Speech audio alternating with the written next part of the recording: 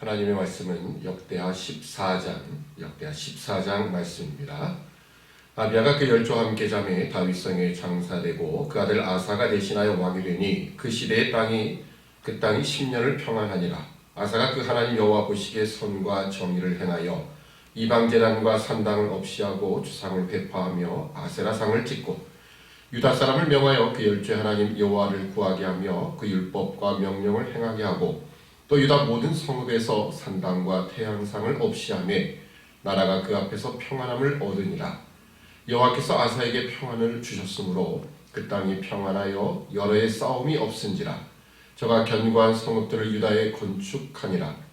아사가 일찍이 유다 사람에게 이르되 우리가 우리 하나님 여호와를 찾았으므로 이 땅이 아직 우리 앞에 있나니 우리가 이 성읍들을 건축하고 그 주위에 성곽과 망대와 문과 빗장을 만들자. 우리가 주를 찾았으므로 주께서 우리에게 사방에 평안을 주셨느니라 하고 이에 저희가 성읍을 형통하게 건축하였더라. 아사의 군대는 유다 중에서 큰 방패와 창을 잡는 자가 30만이요 베냐민 중에서 작은 방패를 잡으며 활을 당기는 자가 28만이라 다 큰 용사더라. 굿사람 세라가 저희를 치려하여 군사 100만과 병거 300승을 거느리고 마레사에 이름에 아사가 마주 나아가서 마레사의 스바다 골짜기에 진치고 그 하나님 여호와께 부르짖어 가로되 여호와여 강한 자와 약한 자 사이에는 주밖에 도와줄 이가 없사오니 우리 하나님 여호와여 우리를 도우소서. 우리가 주를 의지하오며 주의 이름을 의탁하옵고 이 많은 무리를 치러 왔나이다. 여호와여 주는 우리 하나님이시오니 원컨대 사람으로 주를 이기지 못하게 하옵소서 하였더니 여호와께서 구스 사람을 아사와 유다 사람 앞에서 쳐서 패하게 하시니 구스 사람이 도망하는지라. 아사와 그 쫓는 자가 구스 사람을 쫓아 그랄까지 이르매 이에 구스 사람이 엎드러지고 살아남은 자가 없었으니 이는 여호와 앞에서와 그 군대 앞에서 패망하였음이라. 노력한 물건이 심히 많았더라. 여호와께서 그날 사면 모든 성읍 백성을 두렵게 하시니 우리가 그 모든 성읍을 치고 그 가운데 있는 많은 물건을 노력하고 또 짐승을 지키는 천막을 치고 양과 약대를 많이 끌고 예루살렘으로 돌아왔더라. 아멘. 역대하 14장부터는 유다 왕 가운데 또 믿음의 신앙의 정직한 왕, 선한 왕으로 분류되는 아사 왕의 이야기가 기록되어 있습니다. 이 아사 왕의 이야기는 14장 한 장에만 기록되는 것이 아니고 14, 15, 16장 이 세 장에 걸쳐서 기록이 되고 있습니다. 열왕기에 보면 열왕기에서는 이 아사 왕의 기록을 16절 안에 끝내버립니다. 그가 여호와 보시기에 정직히 행했다라는 그 신앙의 언급은 좀 짧고요. 오히려 그가 말년에 북이스라엘의 바사가 유다를 치러 올라와 라마를 건축하려 했을 때에 아람의 베나닷을 의지했던 것을 오히려 길게 언급을 하게 됩니다. 그러나 역대기는 초점 자체가 다릅니다. 아사 왕이 어떻게 건축을 하며 그리고 어떻게 하나님을 의지하는 것을 상당히 길게 언급하는데 오늘 본문 14절도 그런 이야기입니다. 우선 3절부터 5절까지 보면 아사가 초기 그 통치 초기에 얼마나 신앙의 개혁을 주도했는가를 볼 수 있습니다. 다시 한번 3절부터 5절까지 읽어드리면 이방 제단과 산당을 없이 하고 주상을 회파하며 아세라상을 짓고 유다 사람을 명하여 그 열조의 하나님 여호와를 구하게 하고 그 율법과 명령을 행하게 하고 또 유다 모든 성읍에서 산당과 태양상을 없이 하며 나라가 그 앞에서 평안함을 얻으니라.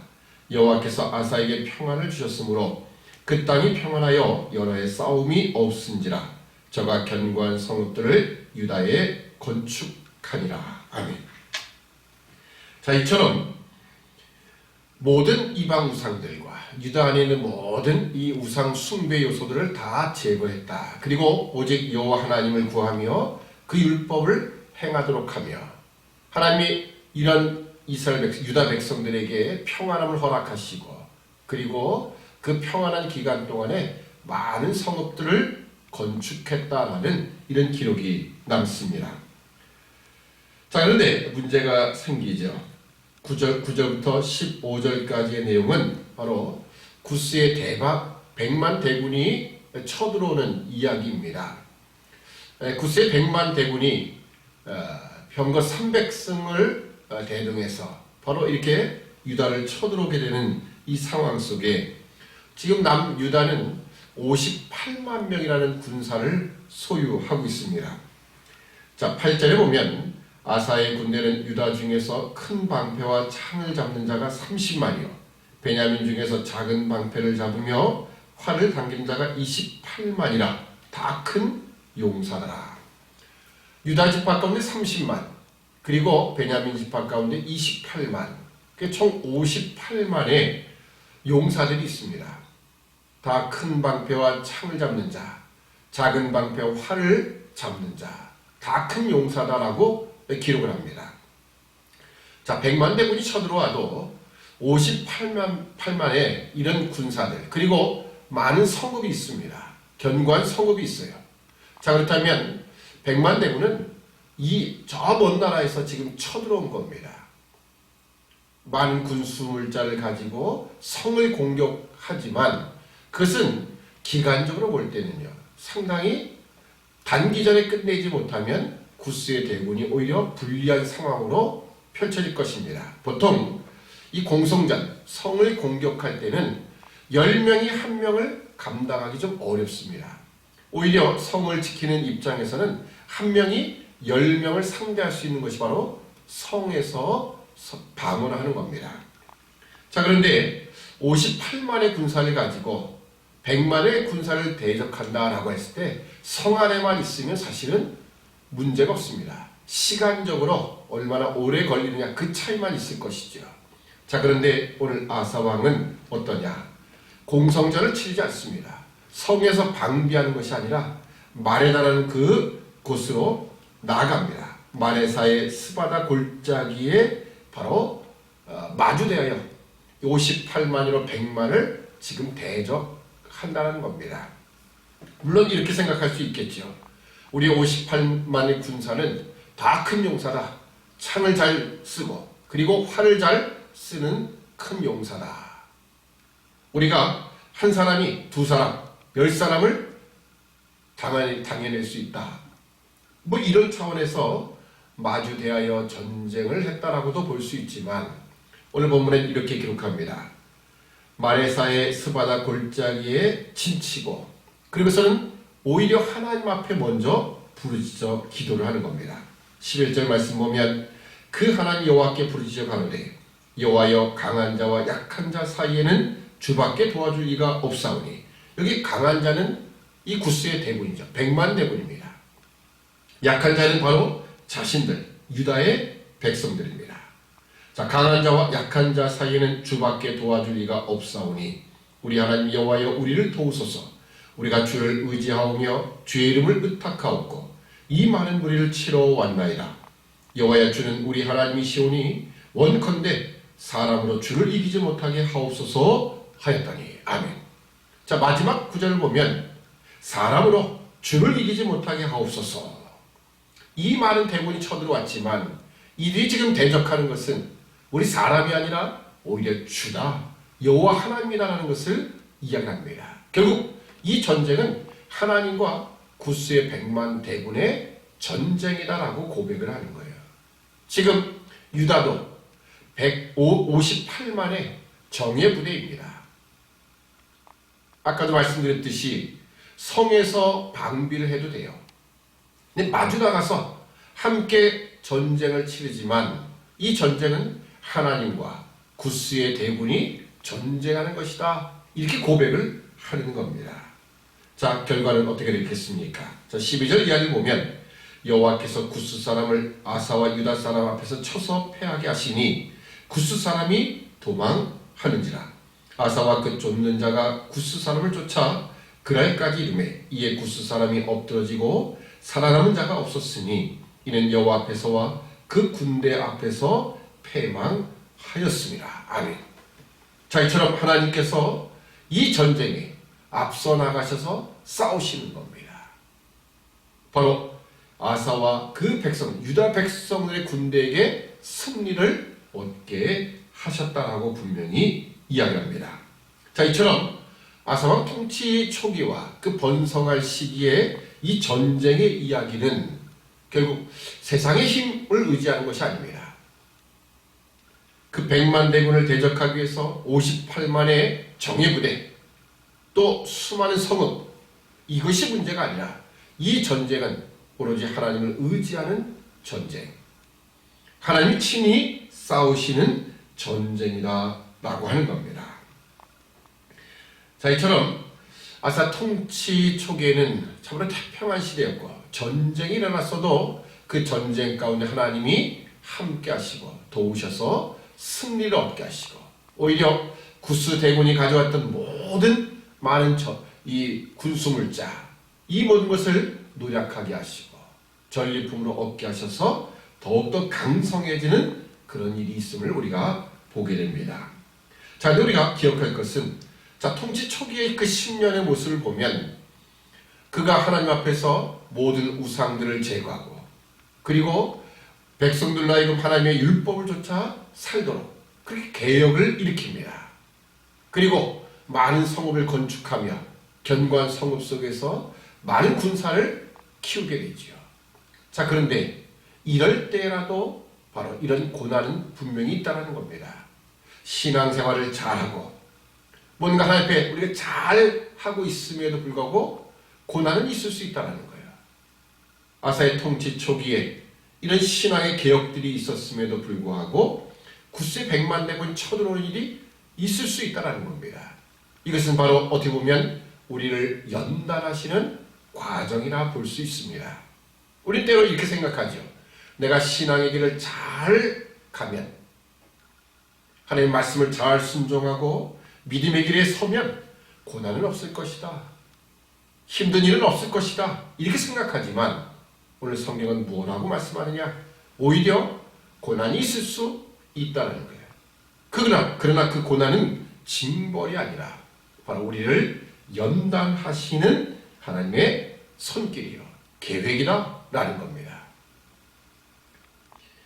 우리는 하나님이 우리에게 허락하시는 연단의 과정이 있음을 기억해야 해요.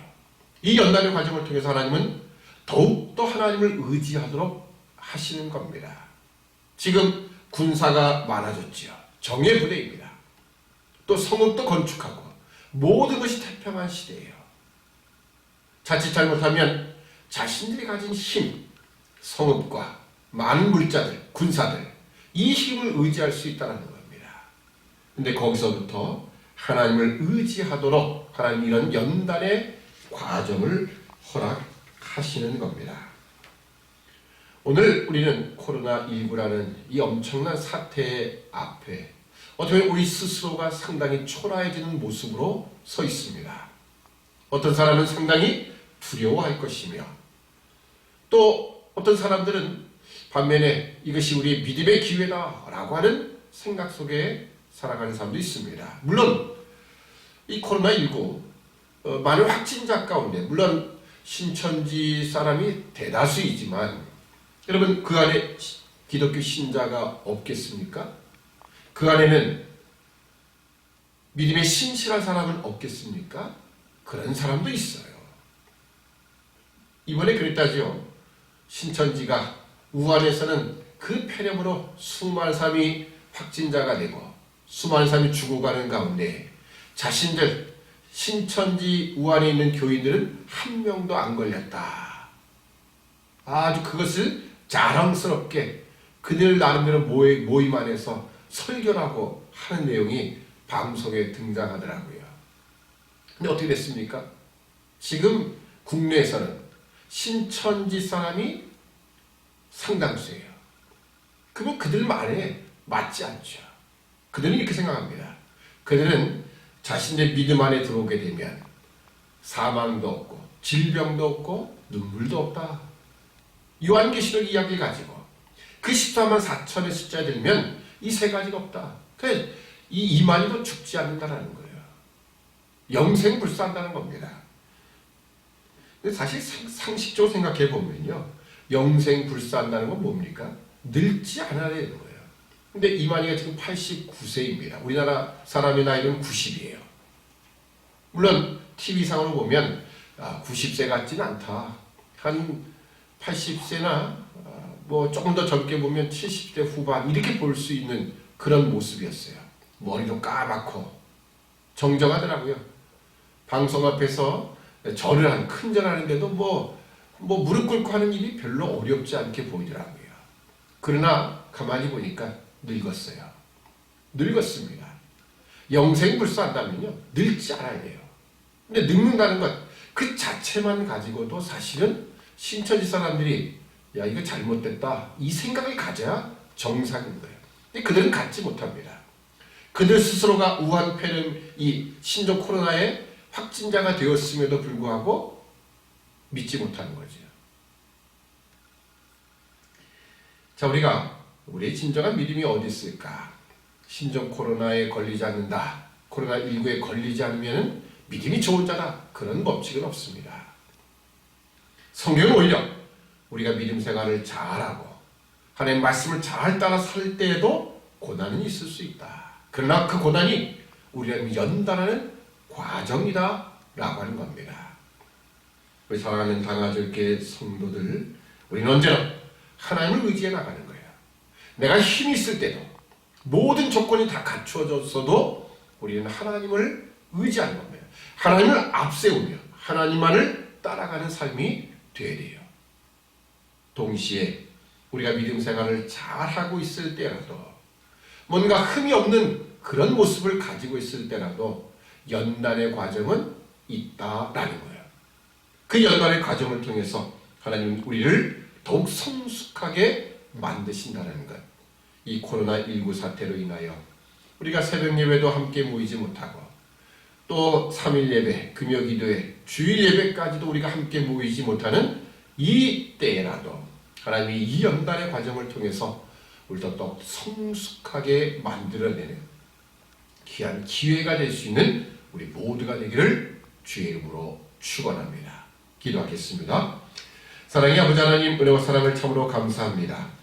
이 시간도 우리에게 하나님 말씀을 통하여서 우리가 하나님 말씀을 따라서 신앙의 개혁이 있고 하나님 말씀을 온전히 순종하며 믿음의 길을 걸어갈 때라도 하나님 우리에게 어려움과 고난을 허락하시며 그 고난의 이편에서는 하나님 우리 허락하신 뜻이 있음을 우리에게 보여주시니 참으로 감사합니다.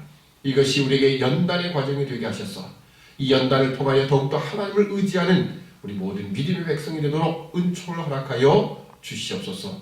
이번에 코로나19 사태로 인하여서 수많은 백성들 가운데 특히 하나님을 잘 섬기는 자들 가운데도 분명히 코로나 확진자가 있음을 우리가 압니다.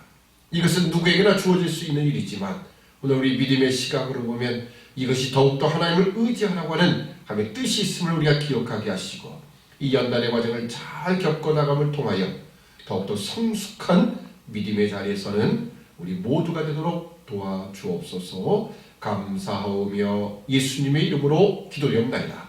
아멘.